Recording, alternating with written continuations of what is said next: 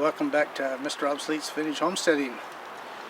Well, today talk about the Smitty Special ProMac 610 hot rod chainsaw that he built for us. It's Smitty's Chainsaws and Firewood channel built this for us. But anyway, going to be talking about the different things that he's done to it and why it was a particularly tough job to do it, and it's because of the way the saws are built.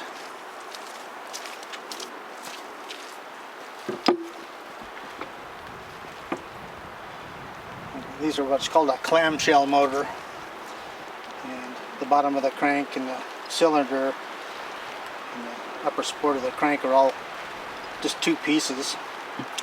And so the first thing that he did was raise the compression, which makes this part here when you cut the metal off so it's not round, so he had to make the bearing surfaces round again, and then go back and do all the ports and whatnot. So if you want to see the specifics on all the porting and work that he did, I'd go back to his channel. He did a number of videos when he was building this one here, and I'll give you a good explanation of what's going on with it. But yeah, the difficulty like this type of saw compared to like a home light, which is his specialty, those are really easy to do. The clamshell, like I say, requires a tremendous amount of machine work and whatnot, and so I just want to say again that, you know, he took a long time to do this, but you know, he's a whirlwind of a guy. I mean, you know, he's doing home light rebuilds and repairs and hot rodding, does lots of videos, has a full-time job, and has a family to raise, so it's a miracle. I'm really happy that he did this and really appreciative of it.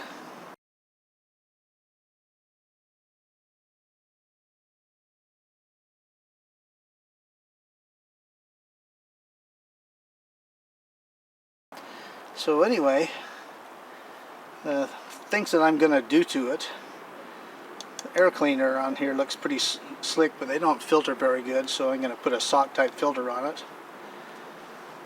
Then I'm going to take the chain brake off it because I don't use them and don't like them, and has no use on a hot rod chainsaw. And we're fighting the weather here today, so I'm not going to be running it or anything like that. I did fire it up, and the one thing I can tell you about it, and I'll demonstrate it when the weather breaks a little bit, the compression is a whole lot higher than stock, and the RPM pickup is instantaneous, where the stockers, you know, they pick up pretty good, but it's like night and day between the two different ones. And it's going to be a little bit before we get out and do some real work with it because of several reasons. Number one's the weather, and number two, I got to get a tree down that's big enough to put it to work, and number three, we got to break it in because the rings and stuff are all new, so it's got to have a little time to seat in properly, because taking a fresh build like this and just taking it out and working, it's asking for disaster. So anyway, the thing that I'm going to talk about here too is that, you know, I've got pet names for my saws, and so here's a perfect example. Our little pulling a wild thing, and you know, it's a Mr. Pooh, and the reason for that name is, you know what it's made out of.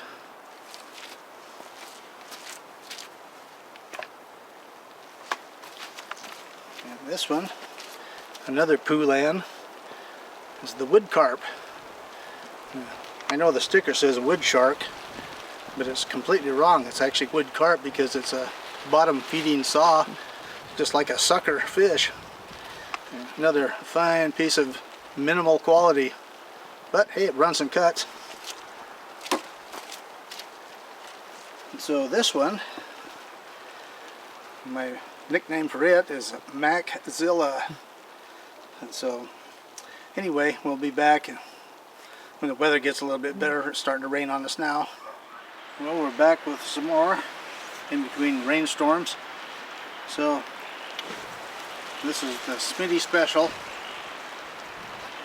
the hot rod saw that he built for us, we talked about earlier in the video. And my nickname for it is MacZilla.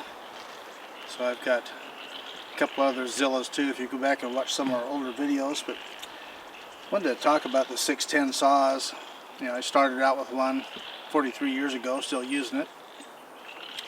It's never failed on me, it just keeps running and running, and these are probably one of the toughest, if not the toughest saw ever built. They just run and run and run, even when they're pretty tired. I'm going to show you one here pretty shortly that they went too far.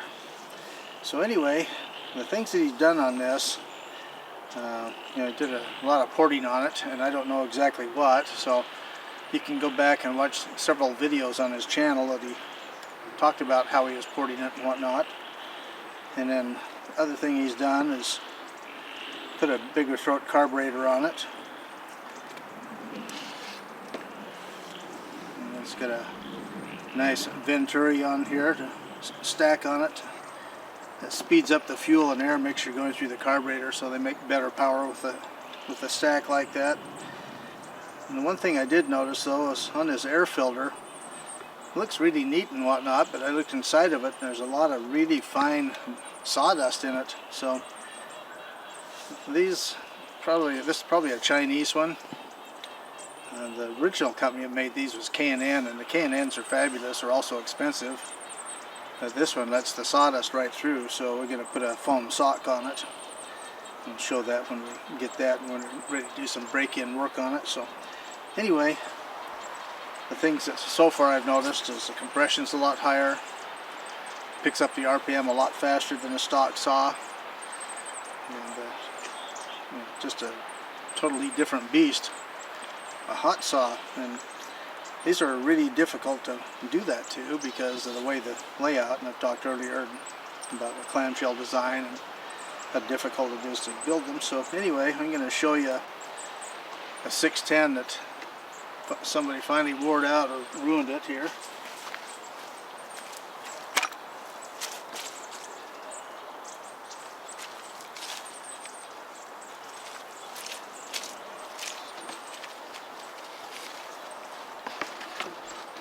This saw I bought at a junk auction one time for $5, and I knew it wasn't any good because it had really low compression. But the amazing thing is it would still run. Just to show you how durable and tough these things are, and I'm going to show you what's wrong with it here. So several times, you know, people have emailed and says, oh, my McCulloch won't oil properly, and you know, they have a manual override on them, and then you have the automatic oiling also. And right here there's a gasket there, and there's a diaphragm and a pump, and the pump works off crankcase pressure, and the diaphragm pumps back and forth. And here you can see it right here. And then you can see there's a screw right on the top. That's your adjustment for more or less oiling. Turn it in for less and more for out for oiling. And, but what happens when you get someone who just totally abuses a saw like this one? And inside of here, this is the oil tank. You can see all that icky sawdust in there, and I'll wash it out and show you. But what's that's caused from is running a dull chain, number one. Builds a really fine sawdust. And then when you take the filler cap off, it builds up on the bottom side of the cap, and it'll fall into the tank, and over time it'll be filled full of it just like this. And the thing that's weird about it is it's so fine that it'll actually go through the pickup filter, and which is right here. This one's probably about 50 or 60% plugged. But it goes right through and goes into the oil pump, and the oil pump has check valves in it. And what happens is the sawdust will get in there and plug them up so they can't operate. then your chain won't get any oil because the pump's not working. Most of the time you can just take some carburetor cleaner and flush them back through and they'll start working again. But eventually the diaphragm in them gets stiff and they have to be replaced. It's a wear item just like on any saw. So anyway, I'll get this washed out and show you all the ick in here. Be right back.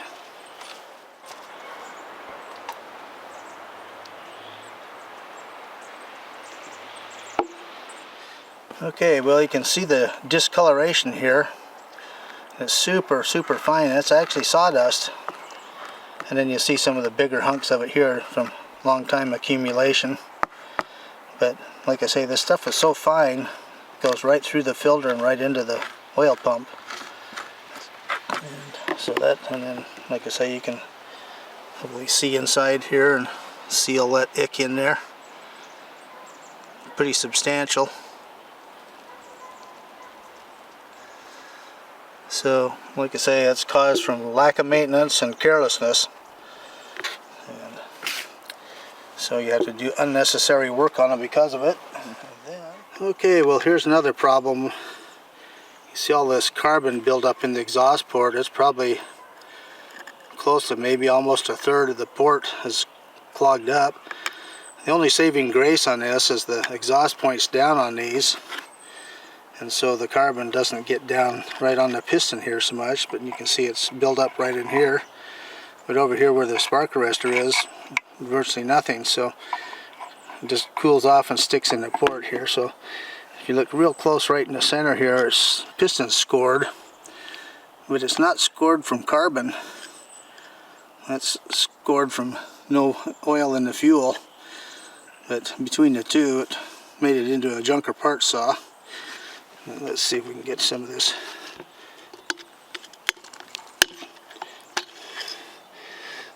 Carbon's nice and hard, don't want to come out, so I'll get a different screwdriver and be right back.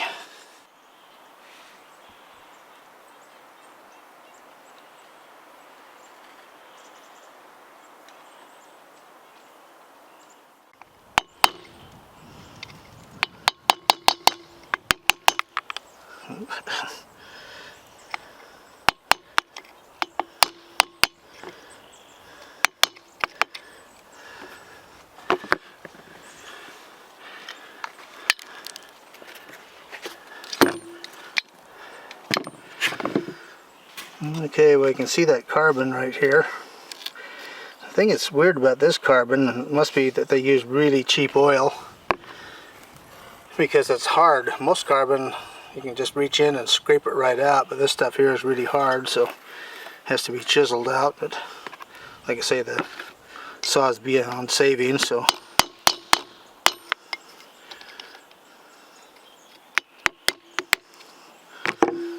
another big chunk of it right there.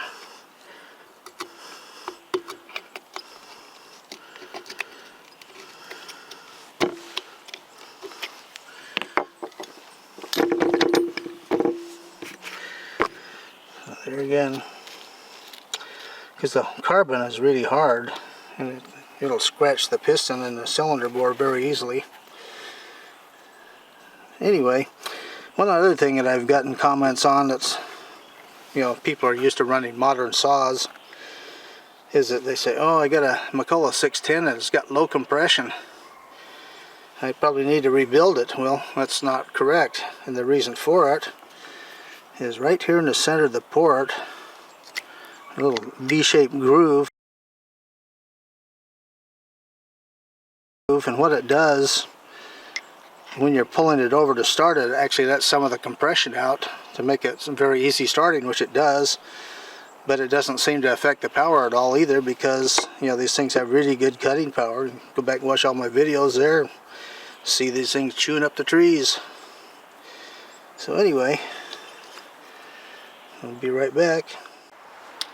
So amazingly enough, even the world's most durable chainsaw can be ruined by laziness and stupidity. So, well, we're going to start up McZilla here for you. Be right back.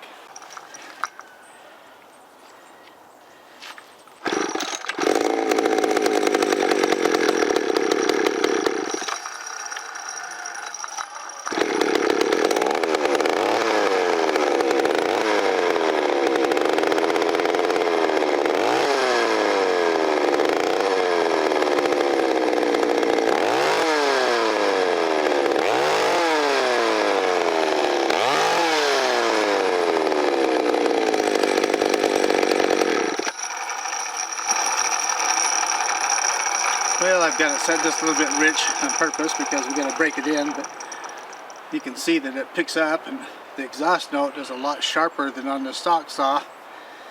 Whenever you modify the ports on a 2-stroke, the exhaust tone is changed and it'll be a sharp pitch instead of like the stock saw. It's kind of a nice monotone sound. You can see this thing shakes a lot at idle, where the stock one doesn't do that. So anyway, I just want to say to go back and watch the videos that he made on this saw, how he ported it and whatnot, and watch his channel.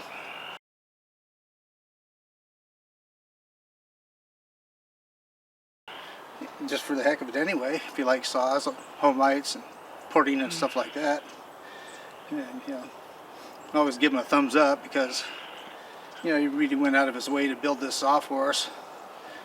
So anyway, next time you see it, I'll have the bar and chain on it. Hopefully I'll have some wood down if the weather permits. And we'll do the break-in, and then once we get that done, we'll take it out and give it the full test, and I'll have the air cleaner, the sock air filter on it. So anyway, vintage is best. See you soon.